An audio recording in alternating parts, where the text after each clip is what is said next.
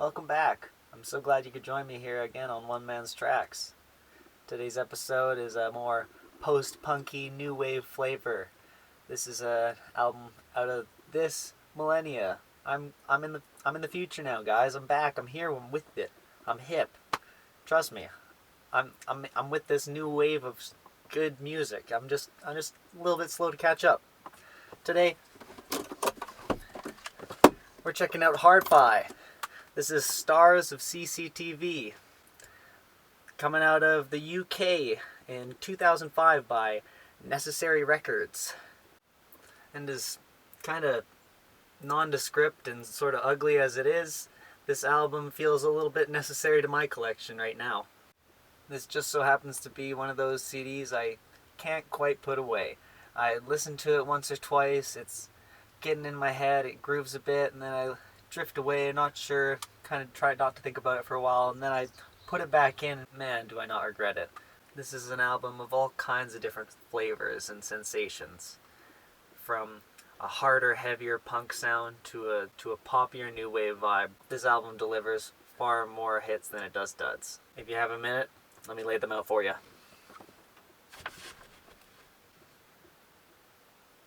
This album starts strong with the song Cash Machine. It's a post-punky working man's anthem that kicks off the album with what I can only describe as maybe a eerie melodica or harmonica that kind of reverbs and echoes in the background of this whole track. They quickly pile on this funky, fast bass riff that gives you a sense of unease that makes you want to question where this track is going, but they don't even give you a chance to question it because they jump right in with the vocals and the guitars that hop right through that misty, eerie intro. The lyrics are punky with disenfranchised, anti-capitalist sentiments that still remain potent to the generation of today that seems to struggle with sort of some of the decisions that were made before us that we don't have any control over. From the first track's themes of working hard and barely scraping by to the bold comparison of war and tourism on the track Middle Eastern Holiday. With this one, the band hits you with an almost upbeat, get up and go and don't look back kind of style of pop punk. The lyrics juxtapose really well sort of the everyday life of hanging out with your girlfriend and going to a bar and going overseas and getting shot by some foreign military. Seeing as this whole album is about 15 years old, it would have been nice to have this track have a little bit less impact, but seeing as still ongoing forever conflict seemingly with oil baron countries, that this is going to be a song that could continue to have that weird balance that's presented in this, that's just a totally skewed perspective on war and globalism in general, I guess. After the powerful emotions conveyed on the last track, it's understandable that Hard-Fi would kind of open it up, give you a little bit more room to breathe on a more poppier track. This one's called Tied Up Too Tight. Its lyrics are a little bit too convoluted for me. Maybe I'm not getting it, but it almost sounds like a song about BDSM. But maybe the themes are focused on some of the themes that were touched on in the first song on this album, but it just doesn't seem to have the same kind of impact as the first song and ends up being kind of sort of a forgettable tune with a catchy hook. I think they're trying a little bit too many things with this one, with an intro that sounds almost like Slim Shady's gonna drop some slick rhymes. It then just kind of feels stuck between genres with the gruff, grungy post-punk delivery of the lyrics on top of this kind of poppy track. Besides some of the lyrical themes, I don't think this song fits very well anywhere on this track list. And as if they knew I wasn't understanding what they were going for with their track, they pump out a quick, by-the-numbers pop rock track about meeting a girl and her giving you and you giving her a reason to keep on going. This song's called Got a Reason. Unfortunately, this is another track that feels like it has a little bit too much repetition and ultimately drags on to the point where I don't really care about it either. While I appreciate the attempts at genre fusions and playing with all kinds of different sounds and ideas, the band comes together stronger and crisper when they just focus on one tried and true genre. This next track, Hard to Beat, is a fantastically fun pop song that is hard to beat, really. This is a track that I wouldn't be surprised coming out a few years back, because this is a pop track that was ahead of the curve at the time. Catchy as hell, to the point, super fun and upbeat.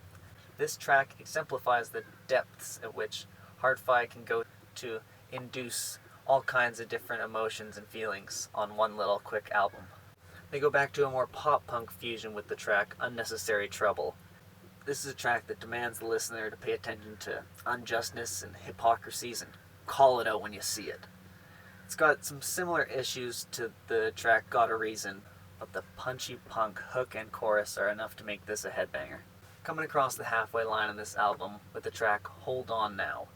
It's a more somber, piano-backed ballad that talks about the sentiment of being really tired at the end of a workday and needing to go on a trip.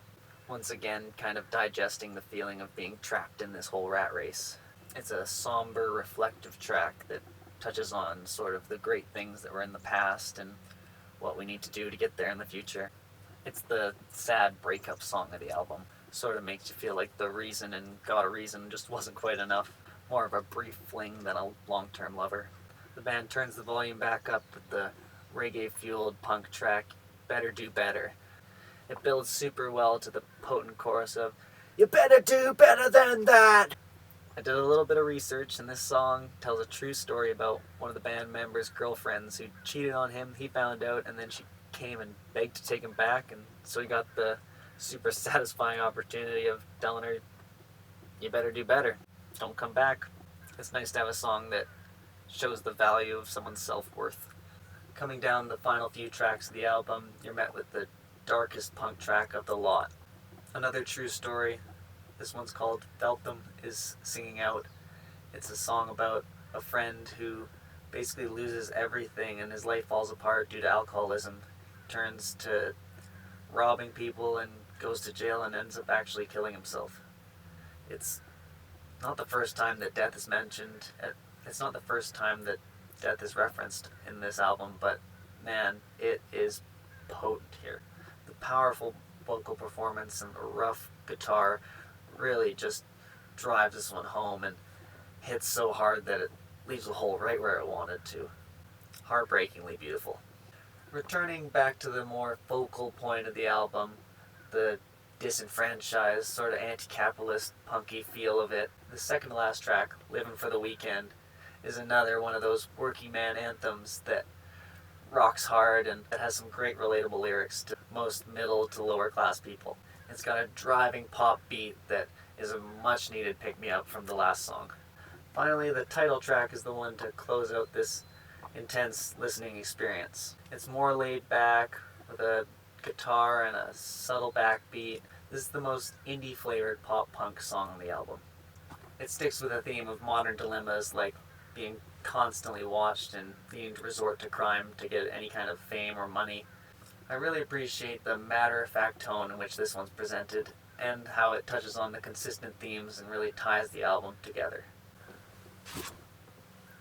This poppy, post-punky, new wave mashup of an album is certainly one to look out for.